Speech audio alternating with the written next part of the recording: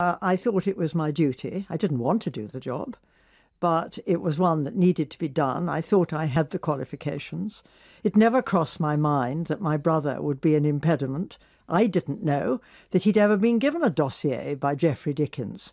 That was not something when I was a judge. I followed what my brother was doing as Attorney General. Well, we should explain that he was a Attorney General. As your late brother, he was Attorney General, and it was partly as a result of the timing of that there were concerns as to whether you could be impartial. Well, that seemed to me to be an attack on my integrity. As a judge, I would expect to be totally impartial, even with my own family. I saw no difficulty. But we live in a world of perception, Sarah. Nobody looks at the reality. They look at how they feel about things. There was another issue which was reported on, not least by the Times, who quoted somebody who had brought, when you had carried out a review of abuse allegations within the Church of England. There were two priests who had been abusing at least one individual. He also mentioned to you allegations of abuse against a bishop.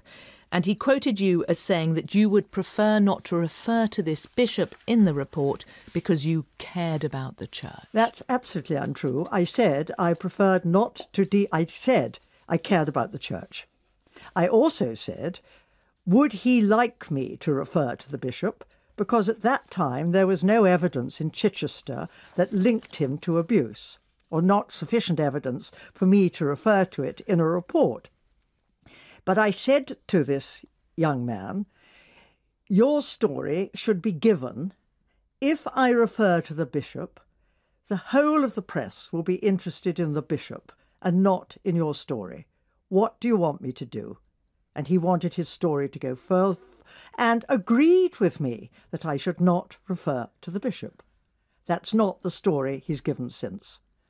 What it has resulted in is people suggesting that actually what it shows is that you are effectively part of the establishment, wanting to protect institutions like the Church of England. No, I am a member of the Church of England and I'm proud of that. But my report was extremely critical of two priests.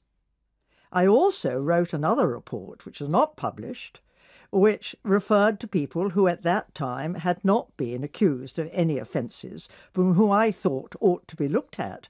Since then, some of them have actually come before the courts. Do you have sympathy, though, with this view, which seems to be that there is an establishment, and it is an establishment that is protecting itself, and that if we are ever to get to the bottom of what has happened and the abuse that we know has happened at high levels, that it has to be somebody from outside and truly independent who is chairing? Things.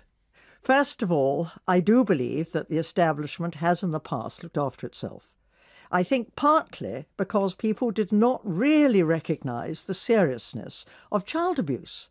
And they didn't think that it was so important, and it was more important to protect members of the establishment. So I would want to go in with a knife and cut the whole thing open and expose it as to what happened, bearing in mind, of course, that the views of people in those days are not the views of people today. And that is a difficulty. But I don't believe that I was unsuitable to do it, because in principle, as a judge with the experience of 35 years on the bench, I was quite able to be independent and to say that people had got it wrong and to be critical of them.